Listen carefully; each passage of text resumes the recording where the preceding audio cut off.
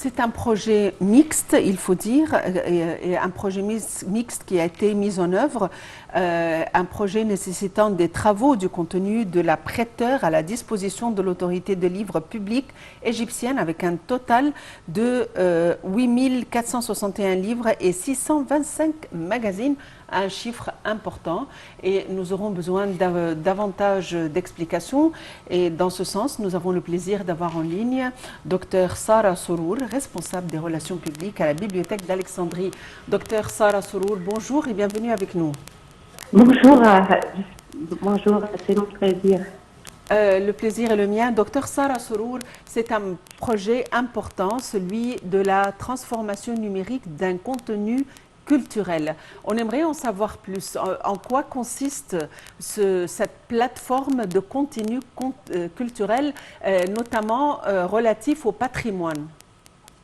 Oui, bien sûr, c'est un projet qui est très important. Comme ça, on a l'occasion pour tout le monde de voir notre publication, notre livre, notre contenu à la Bibliothèque d'Alexandrie.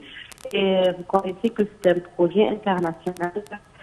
Et tous les responsables, vraiment, ils ont l'intention de faire ça à travers la bibliothèque et des autres organisations quand même. Oui, Dr Sarah Sourour, on sait donc que la transformation numérique a touché plusieurs domaines et bien sûr est utilisée par la Bibliothèque d'Alexandrie. Dans quelle mesure donc vous êtes impliqué dans cette transformation numérique?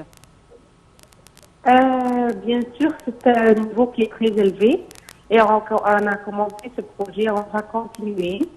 Ça facilite les choses pour les lecteurs et tout le monde à l'étranger. Allô? Oui, oui, on vous écoute, on vous écoute. Oui, je m'excuse. Oui, ok. Et ça va être aussi, ça va augmenter pendant les années prochaines. Et ça va être plus énorme.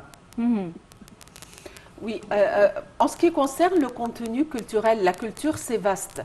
Est-ce culturel d'un côté artistique, d'un côté archéologique, d'un côté touristique? Ça touche tous les domaines. Oui, oui, bien sûr, ça touche tous les domaines hein, et les contenus de la bibliothèque d'Alexandrie. Et on veut que ça soit disponible pour tout le monde et partout. Et dans quelle mesure cette plateforme sera prête et facile à surfer? Ça va être, on essaie maintenant de faire ça très facile pour tout le monde. On ne veut pas que ça soit compliqué. Comme ça va être disponible pour les adultes, pour les jeunes, peut-être pour les enfants quand même. Oui, c'est-à-dire donc... C'est notre projet pour le futur. Oui, c'est-à-dire donc que en utilisant donc cette plateforme Touras Mesr, le patrimoine de l'Égypte, est-ce qu'on peut trouver ou chercher facilement des livres ou des manuscrits qui se trouvent dans la bibliothèque d'Alexandrie? À la bibliothèque d'Alexandrie, oui, de votre place.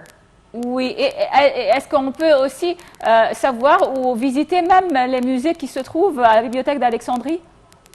Exactement. Ça va arriver comme ça qu'on peut visiter les musées, la salle de lecture, voir les livres, les manuscrits, tout. Donc ça va être très facile et on essaie c'est notre projet pour le futur et ça va arriver prochainement.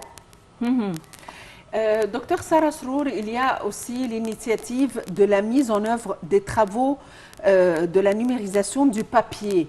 Le papier sur l'Académie des Arts de 110 livres le 17 novembre, il y a eu pas mal de magazines d'art contemporain, des photographies.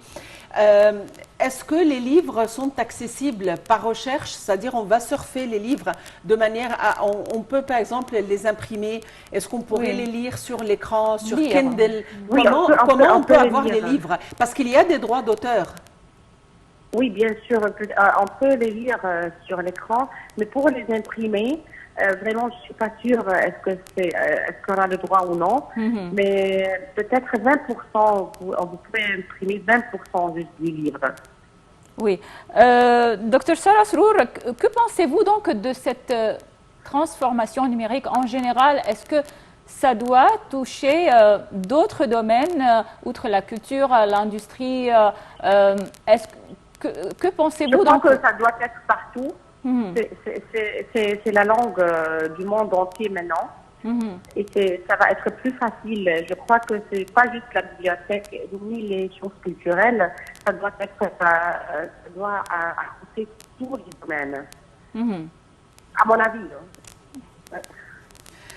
En ce qui concerne le tourisme, dans quelle mesure cette plateforme culturelle aide à promouvoir le tourisme? Bien sûr, je crois que ça va être très positif pour le tourisme. Comme ça, les gens, même s'ils veulent venir voir la bibliothèque, ils vont voir sur l'écran la bibliothèque, la salle de lecture, notre manuscrit, notre livre. Ça va les impressionner. Donc, ça va être quelque chose de très positif pour le tourisme. Quand même, on a pas mal de nombre de touristes à la bibliothèque d'Alexandrie chaque jour. Oui.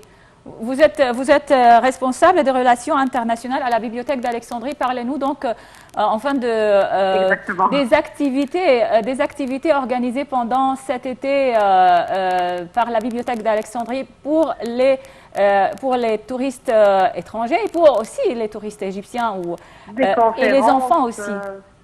Oui, bien sûr. On a pour les enfants des workshops qui sont vraiment magnifiques pour les enfants. Et aussi, on a notre Summer Festival pendant l'été. Ça va prendre place de juillet jusqu'au août. On a l'exposition des livres qui concerne la bibliothèque d'Alexandrie en juillet. Et aussi, bien sûr, une exposition internationale? Oui, bien sûr.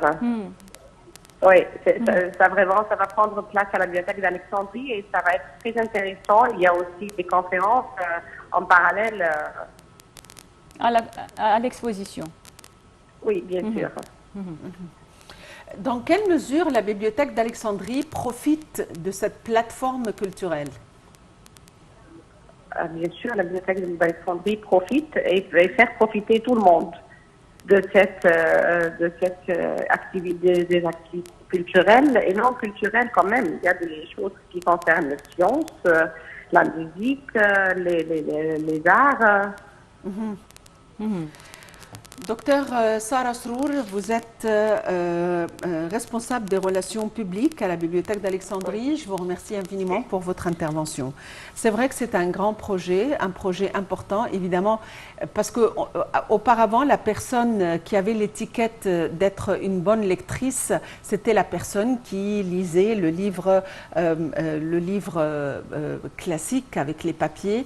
Disons que la nouvelle génération n'est peut-être pas pour la lecture de ce genre de livres, mais ça ne veut pas dire qu'ils ne lisent pas. Ils lisent à présent sur Kindle, ils lisent à présent des livres PDF, et ils peuvent lire sur Internet, ils peuvent imprimer des papiers en PDF. Les nouvelles générations, il y a quelques jeunes qui préfèrent toujours le livre traditionnel. C'est vrai, mais c'est-à-dire avec les pages un peu jaunes. J'adore. Ils sont plus jaunes maintenant avec les nouvelles méthodes. Nouvelles imprimeries. Il faut dire que, c'est-à-dire, on satisfait tous les goûts. On satisfait tous les goûts. L'avantage d'une telle plateforme, Elham, c'est que le livre, tu dois aller chercher à la bibliothèque et savoir quel livre traite tel sujet. Mais là, c'est très facile de surfer, de naviguer et d'avoir l'information immédiatement et de lire immédiatement. Et ça va de pair avec la nouvelle technologie. Donc, c'est un projet important qui pourrait encourager à la lecture, encore une fois, qui pourrait donner un éventail plus large d'informations, non seulement pour les Égyptiens, mais pour tous ceux qui sont à l'étranger ou pour les étrangers qui veulent mieux connaître l'Égypte. Bon, reste à remercier notre public, Elham. Oui, alors merci pour votre attention et c'est la fin de cette édition de Bonjour l'Égypte. Passez une excellente journée.